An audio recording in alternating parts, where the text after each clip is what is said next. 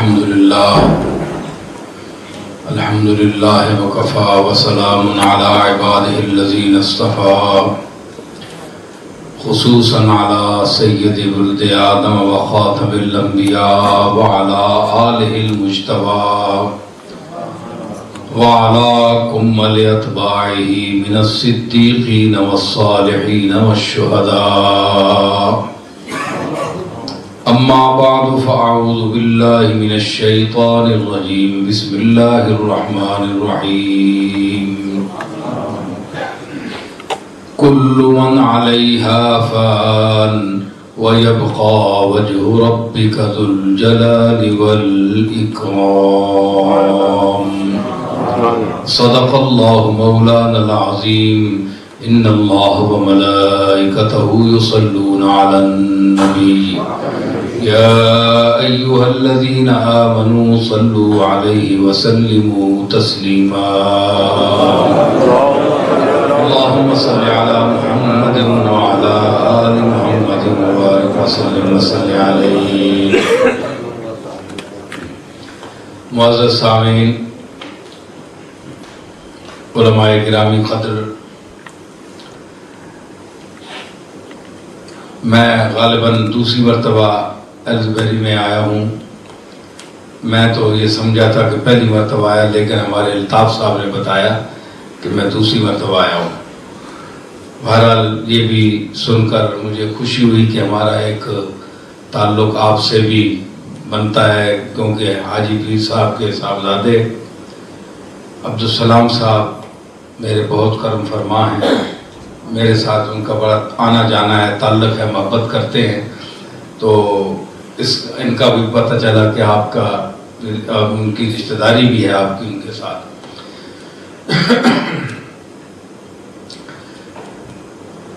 تقریریں آپ سنتے رہتے ہیں، کوئی نئی بات نہیں ہے، لیکن میں مختصر وقت میں، کیونکہ میں نے پھر آگے بھی جانا ہے، لوگ منتظر ہوں گے، تو میں آپ لوگوں کی کچھ محبت اور کشش کے پیش نظر میں یہاں تھوڑی دیر کے لیے حاضر ہوا ہوں. آپ توجہ فرمائیں گے تو دو چار باتیں میں پیش کروں گا. اللہ تعالیٰ نے ارشاد فرمایا کل من علیہا فان، ہر چیز کو فنا ہے. وَيَبْقَى وَجْهُ رَبِّكَ ذُو الْجَلَالِ وَالْإِكْرَامِ، صرف اور صرف اس کی ذات رہ جائے گی جو ذاتی شان کی مالک ہے اور جو حی القیوم ہے، جس پر نہ کوئی زمانے کا اثر ہے نہ صدیوں کے بیتنے کا اثر ہے. وہ ذات ذو الجلال ہے، جلال والی ہے، اکرام والی ہے، عزت والی ہے، وہی رہ جائے گی، باقی سب دنیا فنا ہو جائے گی. قرآن مجید کی آیات مبارکہ اور تعلیمات کو اگر پوری توجہ کے ساتھ اور دل کی گہرائیوں کے ساتھ انسان یعنی ان کے معنی اور مطالب میں ڈوب کر اگر مطالعہ کرے تو اس کا دل دنیا کے ساتھ اس قدر وابستہ نہیں ہو سکتا جس قدر آج ہمیں نظر آ رہا ہے. اللہ نے یہ دنیا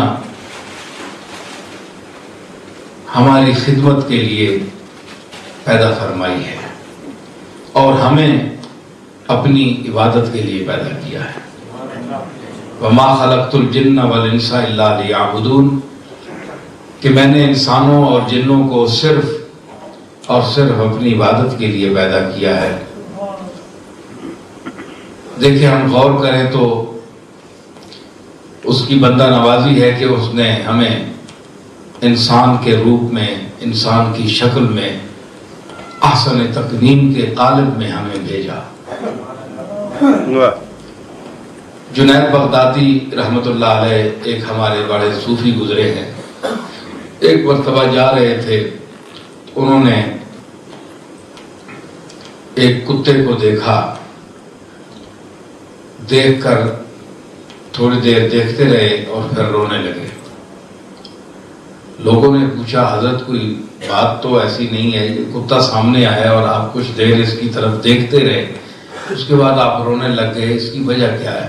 فرمایا کہ اس کتے نے مجھ پر ایک سوال کیا، میں اس کا جواب نہیں دے سکا،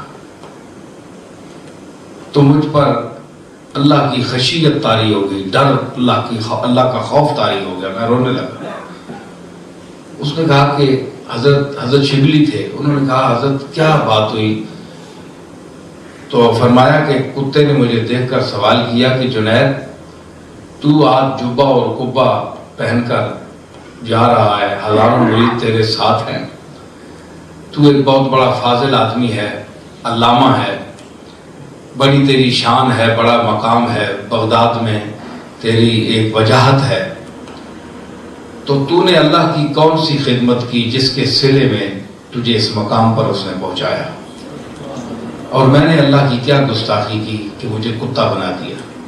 واہ واہ، کیسی بات ہے کہ میں نے کیا بگاڑا اس کا کہ اس نے مجھے کتا بنا دیا؟ اور تو نے کیا خوبی کی؟ کیا تیری عبادت کرنے سے، تیرے حی قیوم کہنے سے، ایاک نعبد و ایاک نستعین کہنے سے اس کی خدائی میں فرق آ گیا؟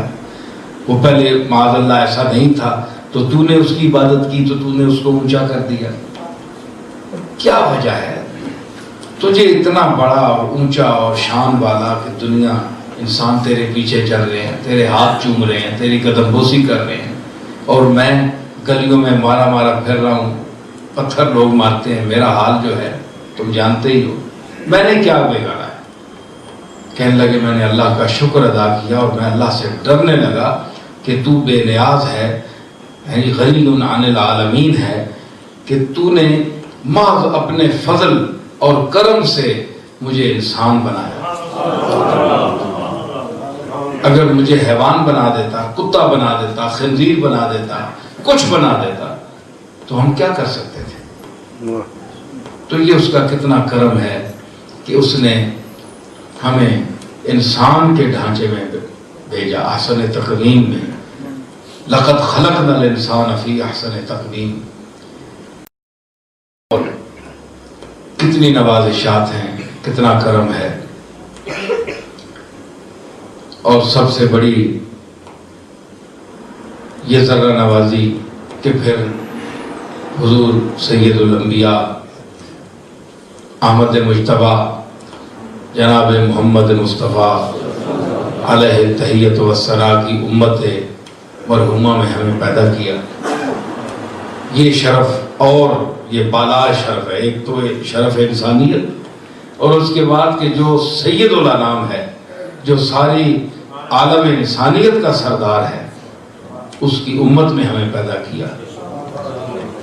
ہم تو کسی نبی کی امت میں پیدا ہو جاتے تو یہ بھی جو امت دعوت ہے اس کی نسبت تو ہم پھر بھی خوش نصیب ہوتے کہ اللہ کے کسی نبی کی امت میں پیدا ہو گئے، لیکن یہ وہ نبی ہے، ہمارے آقا ہمارا مولا جو ہے وہ نبی ہے کہ جس کے امتی ہونے کی آرزویں انبیاء نے بھی کی۔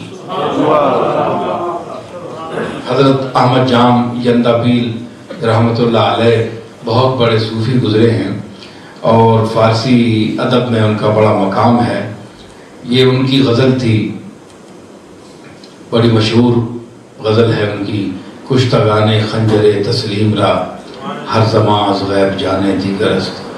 تو یہ غزل وہ ہے جس پر خواجہ خواجگاں حضرت خواجہ قطب الدین بختیار اوشی کاکی رحمۃ اللہ علیہ، جو حضرت غریب نواز عطائے رسول نائب مصطفیٰ فی الہند خواجہ بزرگ حضرت معین الدین چشتی اجمیری رحمۃ اللہ علیہ کے خلیفہ اعظم ہیں، اور جنہوں نے ہندوستان میں بہت اسلام پھیلایا اور اسلام کی، اور حضرت بابا فرید الدین گنج شکر رحمۃ اللہ علیہ کے شیخ ہیں۔ یہ احمد جام کے اس شعر پر ان کا وصال ہوا۔ سما 3 دن جاری رہا، نماز پڑھتے تھے، نماز